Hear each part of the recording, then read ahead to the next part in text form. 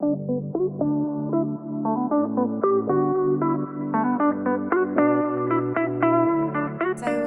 if we were going to know one thing about your early years that's shaped you or defined you, what's happened to you sort of early on that might have been that event? I suppose it's being determined. I think I think my education wasn't ready for me at the time, and I think that I was a late learner in life. And so I did the best I could at school, and I did okay, but I did feel inadequate, that I didn't have the qualifications to go on to uni or further education. So I think that made me stronger, but it wasn't until I was mid-30s that I was able to learn, and so I did all the things that I wanted to do. So. Incredible. Yeah. And what was it that helped you learn in your mid-30s? What skill were you missing? I think it was just maturity. I think some life experience. I think that's probably what it was. Yeah. And having put on some personal development courses and gaining a qualification in teaching adults, I think I understood about learning then. And I realised that we all learn at different points in our lives. Really defines you, doesn't it, your early years, especially at school. You carry some of that trauma with you into later life. It's incredible you found your feet in your 30s. How would you describe yourself in 3 words? Okay, so at work, I'd probably say professional. I think the way you carry yourself, the way you speak, the way you get back to your team members, clients, is important. So everything is professional, and the team, I think, follow me with that. Personally, I'd probably say dependable, always there for my friends and family. I'm also truthful and honest. Whether that hurts someone or not, I'd rather them know how I feel about something. But also, I think it helps them, because all you're doing is kicking a problem further down the line, which is going to be much bigger to deal with. So yeah. It takes a lot of bravery to tell someone. It does. Something like that. So what was your career like before this business that you've started? Sort of, what was your scope? So my career started in financial services for about 10 years. Okay. Then I took a 4-year break to bring up two boys. I couldn't balance work and give them my best. And then after that, I realised that I needed something to work around my family. We had a very traditional relationship, and I looked after the home and the boys and did part-time work for about 12 years. So I was always there at school pick-up points and what have you. I was a freelance image consultant, so I was able to fit that in and around my family, but it was just enough for me. But it wasn't what I wanted. But I put my family first, and I made a choice to have a family. So I put them first. So then after that, I worked in the training industry, so for a few years, and fell into HR. It wasn't something that I did.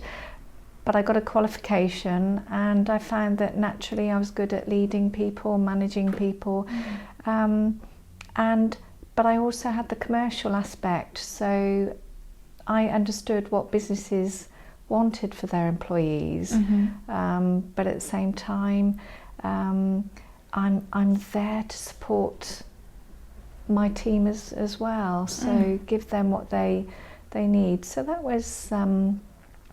yeah, so, and the final job that I had before I started my own business was in a HR consultancy practice. Okay.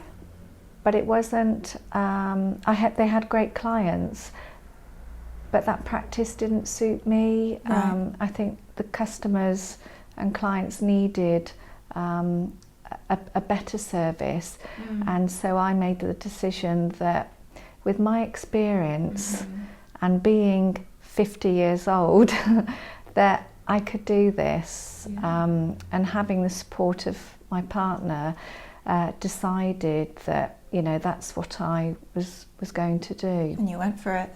I did. That's amazing. It's incredible because a lot of women who are in their 40s, their 50s are reporting, you know, after having, you know, chosen to bring up a family, which is a wonderful experience in itself, but of course you're torn, especially if you enjoy to work, if you get a lot out of it, you know, you're always feeling guilty about something or other because you're not in the other place. And when you get back into a place where you can get back on the horse as such, it can be a confidence thing. It can be, can I do this? It's been years since I've, you know, done this. And you actually jumped right back in and you were like, I can be the boss. I can be in charge, which is incredible confidence. Have you always had that self-confidence? No. I think certainly being at home and not being the breadwinner, as it's often described, your confidence does go. But you need things to keep your brain occupied because, you know, children, you know, they're not sort of demanding sort of mentally. They need care and attention when they need it. So one needed something to keep self busy. So I did what I could during those years. But I think that most women have a confidence issue going back to work after having families. But there's so many opportunities out there. You just need to, you know, just go for it, I think. Absolutely. Yeah. There's nothing else you can do. No. And it sounds as though from our conversation earlier you have a fantastic partner as well who's very supportive and very encouraging as well, and was very encouraging when you wanted to start your business. To what do you attribute your, you know, success in your relationship and that longevity and that closeness?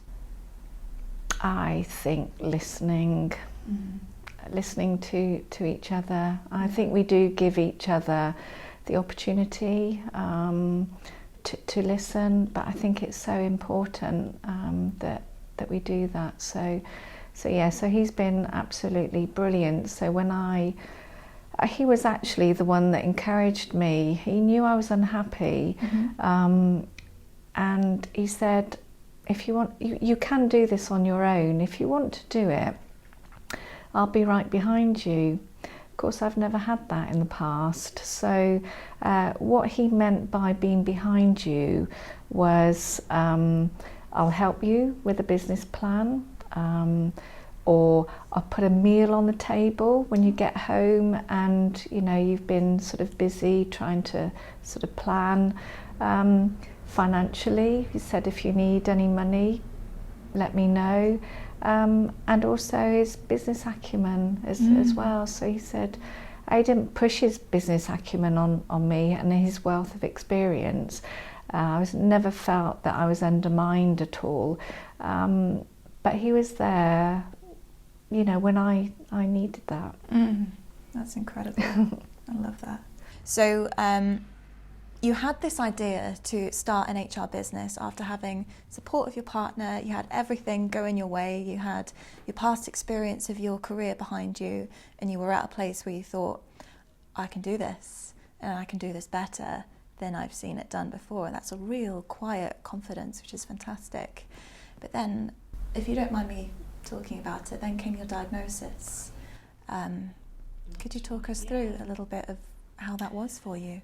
So having the strength and confidence to put a business plan together and know that that's what you want to do, I just literally finished it, and I was all set to go. So I was diagnosed with breast cancer, and obviously that's one thing to deal with, let alone sort of not being able to get on with what you wanted to do. So I had no choice. I had to put that business plan. It was printed out. It was in physical format. I put it in. Yeah, absolutely. I put it in the cupboard and shut the cupboard. And I thought, okay, it's ready to go when I've finished. So basically, what I did was I got through my diagnosis. I just followed, whatever the hospital told me to do and when. So it was about 10 months of really hard treatment.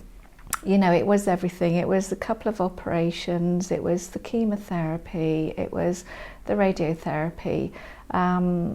It was tough, but I took each day as it came. And so once I got through the diagnosis, I opened that cupboard and I got it back out. But it was something to look forward to. I think that's probably something that worked out quite well for me, because I had something to, look forward to. So that was... That's almost a symbolic cupboard, if you like. Put it in there and you know that when you are feeling better and when you're ready, you were going to open it and you were going to, take the world by storm as such. Yeah.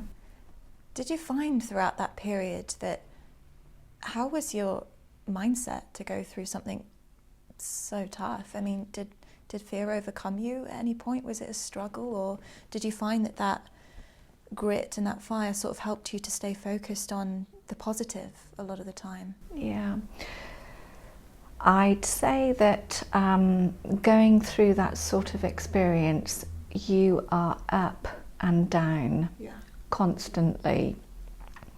So you couldn't control anything. You had to let how you felt just happen.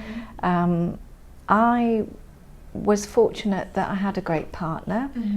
So he was always there for me. I can't imagine going through what I did being on my own. So I was really pleased that I had someone to go through it with me. Absolutely. So you had dark days, you had those thoughts, but you had to just keep positive. And for me, what I did was I took one day at a time. I didn't look a week ahead, or a month ahead, or a year ahead. I looked at the next 24 hours. What have I got to do to get through those 24 hours? What is it I've got to do? Have I got to sleep? Have I got to be somewhere? Can I have a coffee with a friend? What is it? Can I do that day? But a lot of it was, sort of physical. So you're very tired, and you couldn't, walk some days. You couldn't even get out of bed some days. It was quite tough. But your brain was still working. And that's, something I wasn't prepared for. But it was still there, craving to go out, craving to, sort of be somewhere physically, but you couldn't. So yeah. If there is someone watching, and there will be right now, who might be going through the same sort of thing, what's your best advice to them right at this moment when they're in the thick of it? Okay, so the best advice I would give is go with your gut feel as to how you're going to get get through this situation. So for me, what I needed to do was to just keep this news and diagnosis to just my very close family and a couple of friends, because you needed time to adjust to it. So it was the right decision for me, although I think some people probably thought that I was shutting them out in you know, the situation, but I had to do what I could cope with, and not everyone can cope with that kind of information. So I just wanted the close people to me to know. So and that's not easy to do. You have to find that strength to do that. So when you hear of people saying, well, you know, that person's died after a short illness, not really. They died after a long illness in most cases. It's just that it wasn't made public until a certain point. So, and I think that there's a lot of people out there that do it, but I would say that that's probably the advice I would give someone else is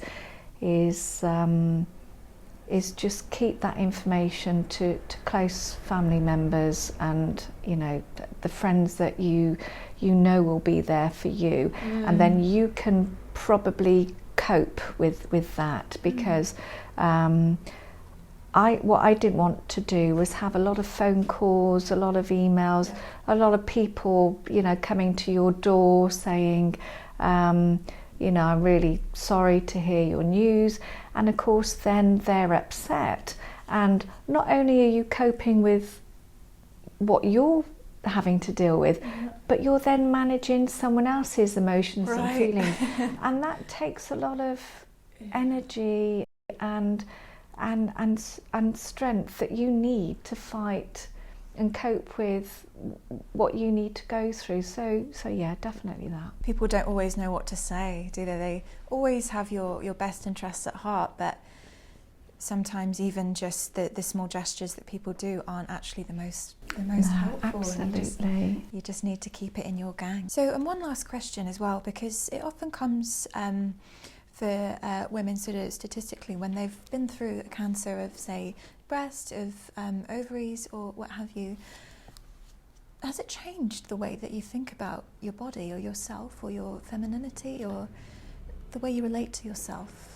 Yeah, definitely. So I think, you know, I was in a new relationship at the time, so that probably had more of an impact than being with someone that you've been with for 30 odd years. So I remember not looking in a mirror for probably 2 years. But I had a great partner that, you know, tried to give me confidence, and that was great. But yeah, that was hard. I can only imagine. But you did some incredible things whilst you were sort of recovering. So you did a charity ball, if I remember correctly. Yeah. So you raised 11K, was it? So you arranged through one of your new networking groups as well that you were going to start through your new business. Yeah. It was still sat in the cupboard at that time. Yeah, it was, yeah. So basically I was halfway through my treatment, and my brain was still working, but my body wasn't. Right. It was coping with the treatment that it was being given. Yeah. So I thought, well, I need to do something, so what can I do? And I suppose I was blown away with 2 local charities that supported me when I needed it. So Gloucester Hospitals provided me with, you know, sort of the care I needed and support. You know, they gave me a wig when I lost my hair, and all those sorts of things. And then the speed in which you were diagnosed came from the Cobalt charity, which is on Thurlestone Road. So I wanted to give back to those two charities that helped me. Yeah. So I thought the first thing I've got to do is book the venue and book the band, and that's what I did. I think it was it was midway through, and then probably 2 months before I was coming to the end of the final treatment. But it wasn't really until I'd finished all the treatment, started the business, that I was able to, continue with the planning of it. But with the support of family, friends, business acquaintances, and the charities, so they both supported as well. They were there at the event and leading up to it. So with all of us together, we managed to have a fantastic ball. And yes, we did raise 11 grand, and that was split between the two charities. Did that planning of that help you through that stage? Was it sort of like a focus for you as you were? Yeah, definitely. So I felt that I wasn't thinking about myself or getting well or anything like that. I was just focused on what can I do to have a positive out of, the rubbish I was going through. So, yeah. Something amazing to focus on that was also using your brain, like you say, because it was only your body that was tired. Your brain was ready to have the next stage of your life, which was waiting for you. So you'd just been through this experience, which was incredibly difficult, and you beat it, and you were in a stage where you were ready to take on the next stage of your life. What was your mindset at that stage when you were still physically exhausted, I imagine, but mentally ready to go? So after the treatment, you were still tired, and tired for a very long time, probably a further 12 months. And so I planned everything. Everything was in the business plan. I updated the business plan by another 5%, so it was more or less still good to go. So I planned things well, so that every day, I achieved something closer to opening that door to having a business. So I guess you could say I was really focused and determined to open that door. And I didn't know how wide that door was going to be on that 1st of July, but it was going to be open, and I think it was 95% open. There were still 1 or 2 things I hadn't got ready, but I was open for business. That was my date. Was it that you gave yourself, was it 7 weeks to Only open? 7 weeks, yeah. What was the time scale for? Was it like a motivational thing for you, or was it practical, or was it just like, right, I've waited long enough, I'm going to have this in 7 weeks? Yes, I guess it was something like that. I thought I'd waited, 10 months. I'm now able to concentrate on it, because for 10 months the concentration had to be me. I had to be completely selfish, get myself through that treatment, and do what I needed to do to get there. So it was like I'd been let out the traps, if you like, and I was sprinting away with what I needed to do to get there. Now's your time to shine. Yeah. So we are now 3 years into your business, is it? Yeah. And your business is absolutely thriving. So you have, is it 7 members of staff? Yeah, I have 7. Yeah. Fantastic. And you've moved offices like 3 times. You keep outgrowing them, which is incredible. So to what do you attribute your success sort of in your new business? I guess it's got to be my team. So having the right people with you to achieve what you want to do. You can't do it on your own. Yeah. But I think the success is down to the calibre of people, the trust and the commitment they give you, that's enabled. I suppose for me, I see my team as my clients. I look after them, I give them what they need when they need it, and I'm always there for them. Mm-hmm. So because I do that with my team, I think they're just left to look after the clients. Right.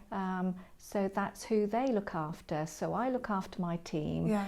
and ultimately that leads them on to being able to look after clients. So Absolutely. definitely the team and the people around you is crucial. It's like you free them up by looking after them and making sure their needs are met, and ultimately being a good manager and making that your job. They're free to do the best that they can and thrive with their skills, rather than we were having the conversation previously that, you know, perhaps if the management skills aren't there, even if the intention is, even if, you know, you're well wishing, but maybe your people don't feel valued, or they don't feel as though their ideas are being listened to, or something like that, then it can lead to, you know, people leaving and your team not perhaps being so reliable. So maybe that's also a bit of a tribute to you being able to nurture them and being able to meet their needs and make them feel heard. So what have your biggest growth moments been for you in your life, and how are they affecting you now? In life, I think that having children is hugely different. So I think that's something that's been helpful to me. And then at work, I suppose it's been acquiring a couple of businesses. So I've been in a position where I've been able to buy consultancy practices from people who want to take a step back. Nice. They're in their 60s, and they want to spend all of their time with their partners and their families. So the business growth has been phenomenal, and it's been down to those two acquisitions, one 18 months ago and one last week. Oh my gosh, congratulations. That's amazing. So your team is ever expanding as well. You've got a little bit more room to grow as well in your current office before you outgrow that one too. Absolutely. Well, we've got team capacity with the latest acquisition, but that's because we've invested in an apprentice who will be qualified very, very soon. So they're going to be able to take on some clients of their own. So so we invested in that sort of 18 months ago. So that was really, really important. I think that next year will be an interesting year.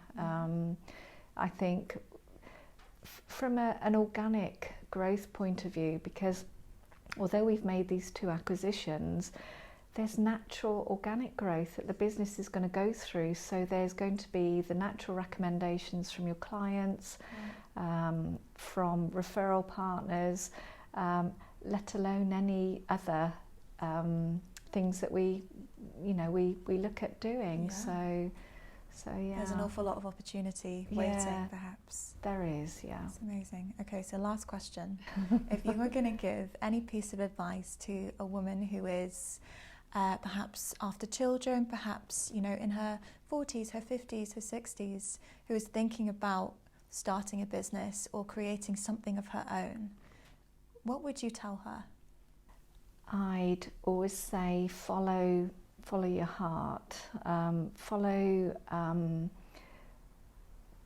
what you want to do. That doesn't have to be work. It can be gaining a qualification. It can be going around the world. You know, whatever it means to you. It's never too late to do anything, and you constantly learn throughout your life. So I wouldn't hesitate in saying to someone, go for it. I was 50. I was late to the party. But certainly I've got no regrets, and that's the thing. Don't have any regrets.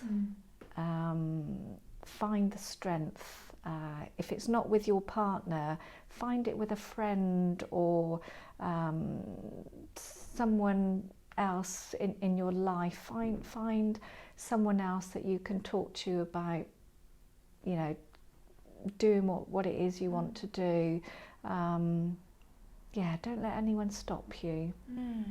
Don't feel you have to do it alone. No, that's right, yeah.